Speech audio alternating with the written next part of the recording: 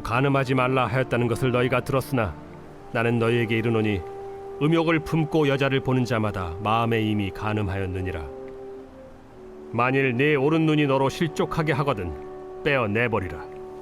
내 백체 중 하나가 없어지고 온 몸이 지옥에 던져지지 않는 것이 유익하며 또한 만일 내 오른손이 너로 실족하게 하거든 찍어 내버리라. 내 백체 중 하나가 없어지고 온 몸이 지옥에 던져지지 않는 것이 유익하니라. 또 일러스되 누구든지 아내를 버리려거든 이혼 증서를 줄 것이라 하였으나 나는 너희에게 이르노니 누구든지 음행한 이유 없이 아내를 버리면 이는 그로 간음하게 하며 또 누구든지 버림받은 여자에게 장가드는 자도 간음함이니라. 또 옛사람에게 말한 바 헛맹세를 하지 말고 내 맹세한 것을 주께 지키라 하였다는 것을 너희가 들었으나 나는 너희에게 이르노니 도무지 맹세하지 말지니 하늘로도 하지 말라. 이는 하나님의 보좌이며 땅으로도 하지 말라. 이는 하나님의 발등상이며 예루살렘으로도 하지 말라. 이는 큰 임금의 성이며 내 머리로도 하지 말라. 이는 내가 한 터럭도 희고 검게 할 수 없음이라. 오직 너희 말은 옳다 옳다 아니라 아니라 하라. 이에서 지나는 것은 악으로부터 나느니라.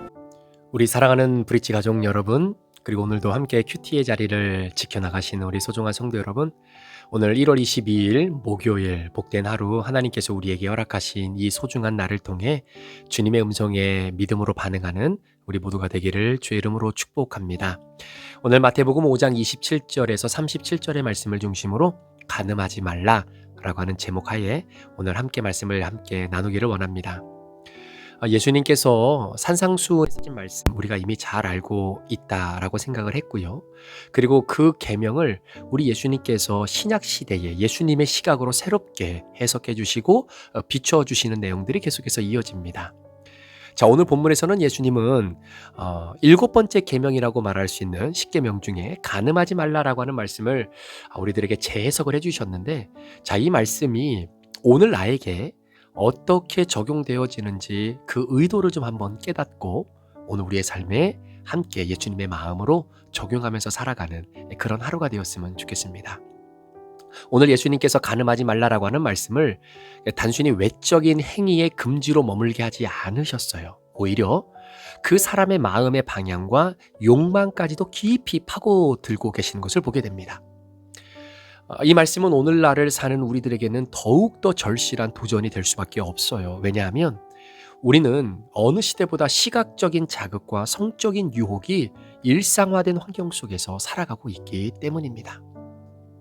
자, 율법에서 간음은 명백한 죄이고요. 공동체를 파괴하는 행위였습니다. 가정의 신뢰를 철저하게 무너뜨리고 하나님 앞에서 언약을 훼손시키는 중대하고도 중대한 범죄였습니다. 그런데 당시 사람들은 이 계명을 겉으로 드러난 행동의 문제로만 이해를 했다는 거지요. 실제로 간음의 행위를 저지르지 않으면 의롭다고 여겨졌던 바로 그 인식이 팽배했던 겁니다. 그런데 예수님이 하시는 말씀이 뭐냐면 나는 너희에게 이르노니 음욕을 품고 여자를 보는 자마다 마음에 이미 간음하였느니라 라고 말씀을 하세요. 굉장히 혁명적이고 충격적인 말씀입니다. 그러니까 예수님은 죄의 뿌리가 행동 이전에 마음에 있다라는 것을 계속해서 밝혀주고 있는 겁니다. 어제 말씀에도 용서라고 하는 부분, 바로 미움, 살인 이런 부분도 다 그런 맥락 아니겠습니까? 그런데 만약에 여러분 진짜 아름다운 이들에 대한 감탄조차 우리가 할 수 없고 그것도 죄라고 한다면 얼마나 세상이 기쁨과 미소가 사라진 그런 황무지가 되겠습니까? 그러니까 문제는 한 존재를 쾌락을 충족하기 위한 수단으로 대하는 그 마음이 문제라는 거예요. 그러니까 목적과 수단의 만남 자리에서 반드시 죄가 발생하는 겁니다. 그래서 칸트가 이렇게 이야기하기도 했어요. 인간을 단순한 수단으로 대하지 말고 언제나 한결같이 목적으로 대하라. 그러니까 수단이 아닌 목적과 존재 그 자체로 대하라. 이렇게 칸트가 이야기를 한 겁니다. 그러니까 여러분, 여러분 다윗도 밧세바라고 하는 여인을 취했던 그 모든 정황을 한번 우리가 잘 들여다보면 물론 그가 육체적으로 간음의 죄를 저지른 것은 맞아요. 그런데 그 육체의 간음의 죄가 나오기까지 그 한 여인을 어떠한 상황과 어떠한 형편에서 이 왕이라고 하는 다윗이 그 여인을 바라봤는지 진짜 그 여인을 여인 존재 자체로 존귀하게 바라본 다윗이었다라고 한다면 그런 죄까지 가지 않았을 거예요. 그런데 왕이라고 하는 그 절대 권력을 가지고 있는 사람이 한 여인의 인생을 자신의 만족과 유익을 위해 자신의 욕망을 충족시키기 위해 그 존재의 목적 자체를 내가 수단으로 삼을 수 있다라고 생각하니까 거기에서 죄가 발생하게 되는 겁니다. 자, 이거를 조금 우리의 삶에 한번 적용해서 제가 이렇게 한번 설명을 드려볼게요. 예를 들어서 만약에 남편이요 아내를 생각할 때 내 아내는 그저 단순히 집안일하고 애 돌보는 뭐 그런 역할만 하는 그런 수단으로서 내 아내를 생각한다면 이게 아내에게 간음을 행하는 거다라는 거예요. 만약에 아내가 남편을 인식할 때 남편은 나가서 돈 벌어오는 기계, 집안을 책임지는 수단으로만 인식하면서 그렇게 남편을 바라보는 아내의 시각은 결국 남편은 남편으로서의 존재 자체, 그 순간 그 모든 것들을 있는 그대로 존귀하게 받아들이는 나의 존재의 한 편으로 받아들이는 것이 아니라 수단으로 남편을 생각할 때 아내가 남편에게 간음을 저지르는 것이다라는 겁니다. 여러분 마찬가지입니다. 비록 부부가 결혼을 해서 살아가지만요. 만약에 결혼의 목적이 단순히 내 성적인 욕망을 채우기 위한 결혼이었다라고 한다면 여러분 그 사람은 배우자에게 간음을 행하고 있는 겁니다. 왜냐하면 배우자는 수단이 될 수 없어요. 여러분 자녀들은 수단이 될 수 없는 겁니다. 그 수단이 되었다라는 것은 그 수단을 내 목적을 채우기 위한 내 욕망을 채우기 위한 하나의 도구로 내가 인식하고 바라본다라는 거예요. 그러면 여러분 수단과 목적이 하나로 뭉쳐지는 그곳에서 바로 이 간음의 죄가 펼쳐지게 되는 겁니다. 상대방의 존재 자체를 존귀함 그 자체로 여기는 것이 아니라 나의 만족을 채우기 위한 하나의 수단으로 바라보기 때문이에요. 그러니까 여러분 오늘 예수님께서 간음하지 말라라고 하는 이 말씀은 여러분 잘 이해하셔야 됩니다. 내가 외적으로 외도하를 하지 않는다. 내가 가정을 지키는 차원에서 내가 외도하지 않는다. 이런 차원에서의 간음을 뛰어넘어서 상대방을 인식하는 나의 인식 자체가 그 상대방을 수단으로 생각하느냐 목적 존재 그 자체의 소중함으로 바라보느냐 이게 훨씬 더 중요하다라는 겁니다. 예를 들어서 여러분 목사가 성도들을 수단처럼 생각하고 내 목회의 꿈과 비전을 이루어내기 위해 정말로 나에게 도움을 줘야 되는 수단으로서 목사가 성도를 그렇게 인식하잖아요. 이게 바로 성도를 향해 목사가 저지르는 영적인 간음이다라는 거예요. 왜냐하면 성도와 목회자의 관계는 수단과 목적의 관계가 아니거든요. 만약에 성도들이 목회자를 기계적인 사람, 우리가 월급 주니까 우리가 하라는 것을 그냥 해주는 사람이라고 인식하면서 내 마음의 공허함과 비어짐을 목사라고 하는 사람을 통해서 어떻게든 채워지기만 하면 된다라고 하는 하나의 수단으로 목회자를 생각할 때 성도는 영적인 간음을 범하게 되는 겁니다. 이 의미를 아시겠습니까, 여러분? 그래서 예수님께서 하신 말씀은 단순히 그 여인을 보는 것 자체가 문제라는 게 아니에요. 여러분 성경이 말하는 죄는요. 우연한 시선이나 즉각적인 인식이 아니다라는 겁니다. 의도적으로 바라보는 거예요. 마음에 품어버리는 거예요. 욕망을 키우는 태도를 말하는 겁니다. 그래서 상대를 인격이 아니라 욕망의 대상으로 소비하는 그 마음의 상태가 이미 내 안에 들어왔다라는 것은 내가 영적인 간음, 이미 간음을 저질렀다라는 것과 마찬가지다라는 거예요. 남성만을 향한 말씀이 아니죠. 모든 인간의 마음에 적용되는 말씀입니다. 남녀 모두가 타인을 소유하고 이용하려고 하는 욕망 앞에서 자유롭지 않기 때문이에요. 제가 종종 말씀드리는 그 프로 있잖아요. 이혼 숙련 프로그램. 거기에 보면요. 정말로 가관이 아닌 부부들이 너무나 많습니다. 그런데 그 모든 부부들, 그러니까 그러한 프로그램에 나와서 우리의 부족한 것, 우리가 왜 맞지 않는지 이런 여러 가지 이유들을 들어가면서 사실 자신들의 삶을 좀 공개하는 거잖아요. 그런데 그 프로그램에 나오는 그러한 부부들이 가지고 있는 공통점 중에 하나가 뭐냐면 아내는 남편을 존재 자체의 소중함으로 바라보는 그 노력이 부족해요. 그 능력들이 서로가 안 돼요. 그래서 서로가 서로의 욕망을 채워주기 위한, 나의 욕망을 채우기 위해 상대방을 수단으로 생각하려고 하는 마음이 훨씬 더 많아요. 그러니까 하나가 안 되는 겁니다. 좁혀지지 않는 거예요. 오늘 우리는 어떻습니까?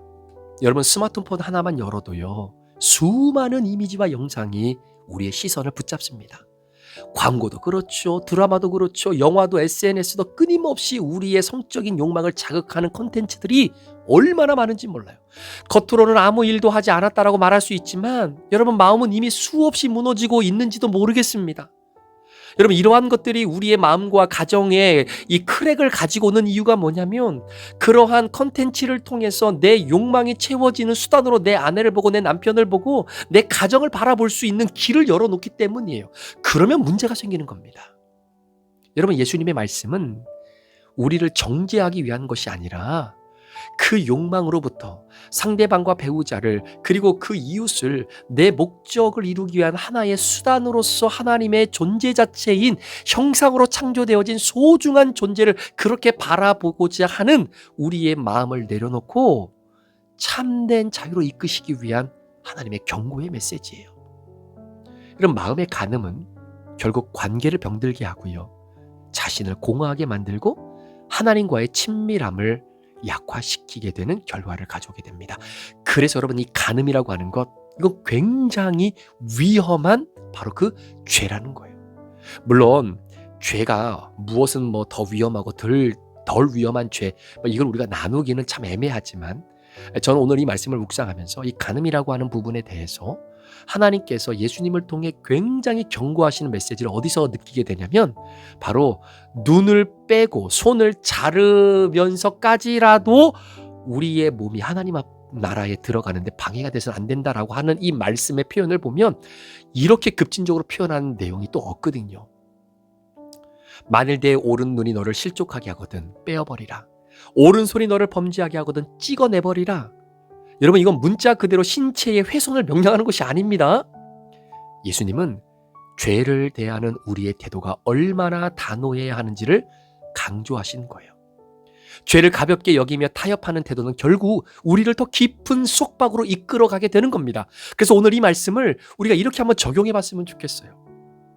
나를 반복적으로 무너뜨리는 컨텐츠를 과감히 차단하는 것, 유혹을 키우는 관계나 상황에서 한 발 물러나는 것, 혼자만의 결단이 아니라 신뢰할 수 있는 공동체 안에서 여러분 도움을 구하는 것 굉장히 중요합니다. 이것이 제대로 이루어지지 않으면 이러한 수단으로 상대방을 생각하고 내 욕구와 그리고 내 비어있는 이 공허함을 채우기 위해 상대방을 이용하는 수단으로서의 그러한 마음이 떠나지 않으면 결국 가정이 아름답게 서갈 수 없다라는 거예요.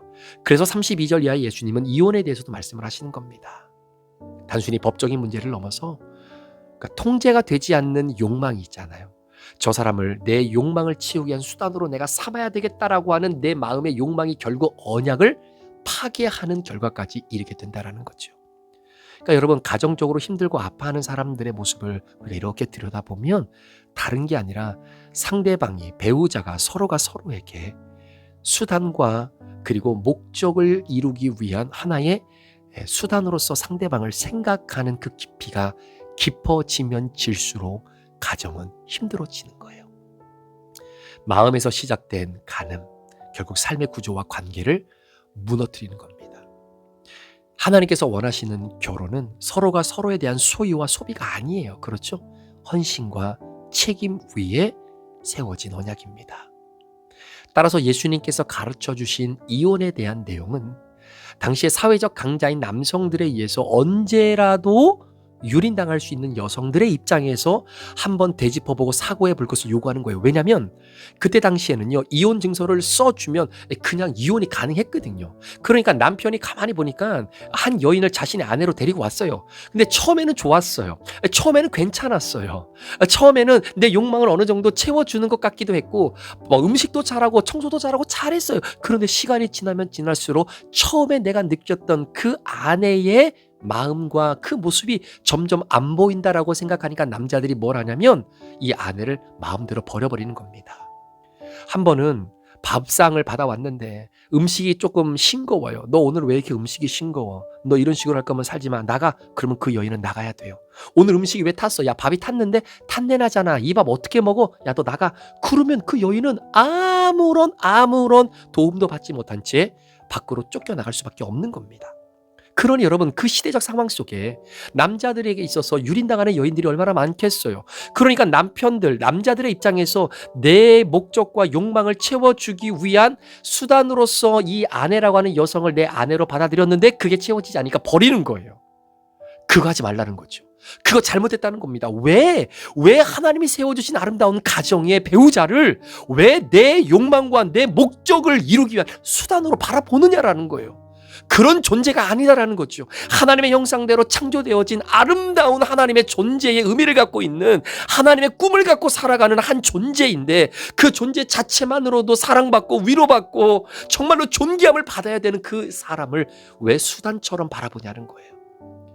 그것이 깊어지면 깊어질수록 음행이 자연적으로 이루어지는 겁니다. 야, 너 나가. 내 욕망을 채워줄 다른 여자 내가 구하면 돼. 그게 그때 당시에는요, 비일비재했거든요. 그러니까 여러분, 창세기 말씀에도 보면요, 광야로 내쫓겼던 하갈 기억하십니까? 예, 바로 그런 맥락인 거예요. 나가라는 거예요. 내쫓는 겁니다. 물론 그 내쫓임이 뭐 다른 의도가 좀 있겠지만 여하튼 그렇게 여성들은요, 하갈과 같은 처지, 그렇게 버림받은 여성들은 삶의 광야로 쫓겨내서 먹을 거 챙겨주지 않으면, 물 챙겨주지 않으면 그냥 거기서 쥐도 새도 모르게 죽어가는 거예요. 그러한 마음으로 남자들이 여인들을 바라봐서는 안 된다는 거예요. 그런 마음으로 남편이 아내를 바라봐서는 안 되는 거죠.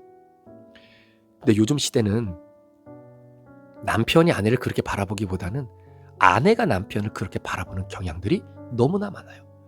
여러분, 매스컴을 통해서 남편들은 나가서 뼈 빠지게 일을 하는데 그 일하는 사이에 아내들이 외도를 하고 남편을 어떻게 보면 하나의 돈 벌어오는 기계로 인식하면서 그 가정을 수단으로서 세워나가는 일에만 집착하는 여인들의 이야기도 굉장히 많습니다. 그러니까 지금 이 시대는 남자나 여자나 할 것 없이 우리가 하나님 말씀 앞에서 왜 우리가 큐티를 해야 되고 왜 가정을 지켜야 되고 왜 제가 이혼을 하면 안 된다라고 말씀을 드리는 이유가 바로 그런 거예요.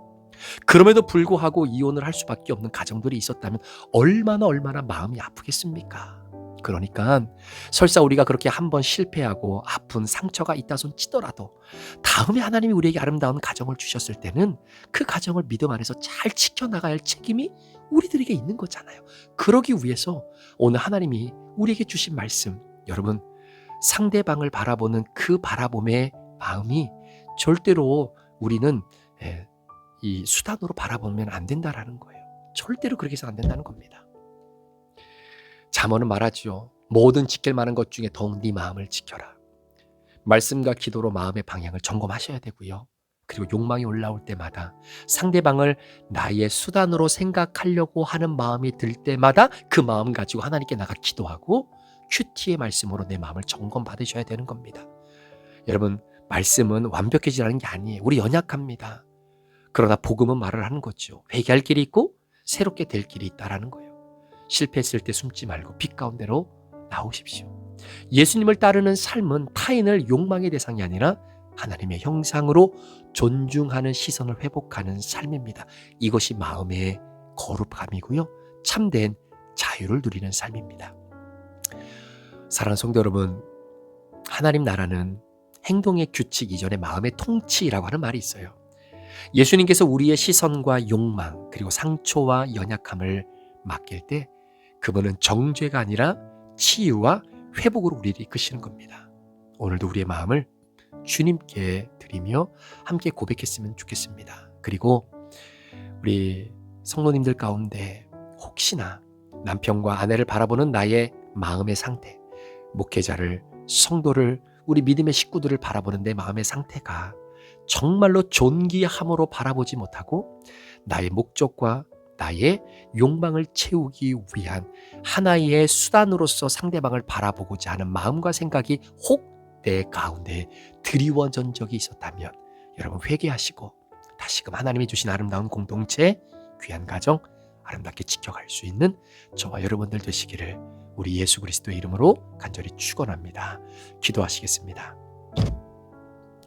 하나님 아버지 감사합니다. 오늘 예수님께서 간음하지 말라라고 하는 것은 단순히 외적인 외도, 어떤 성적인 범죄만을 의미하는 것이 아니라 당연히 그것도 우리가 지켜야 되지만 그러한 결과가 나올 수밖에 없도록 우리의 마음속에 상대방을 바라보는 주님의 시선이 사라졌기 때문입니다. 하나님의 형상대로 창조함을 받은 내 사랑하는 배우자, 그리고 우리 부모님, 내 자녀, 우리 믿음의 성도들, 내 마음과 내 욕망을 채우기 위한 수단으로 그 사람들을 바라보는 것이 아니라 존재 자체의 거룩함으로 그 존재만으로도 귀하고 아름다운 상대로 바라봐 줄 수 있는 바로 그런 아름다운 행복의 마음이, 그러한 존중의 마음이, 거룩함의 마음이 오늘 우리 성도들 가운데 충만하게 임할 수 있도록 인도하여 주옵소서.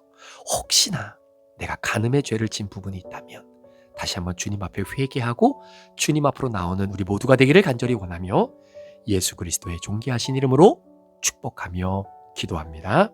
아멘.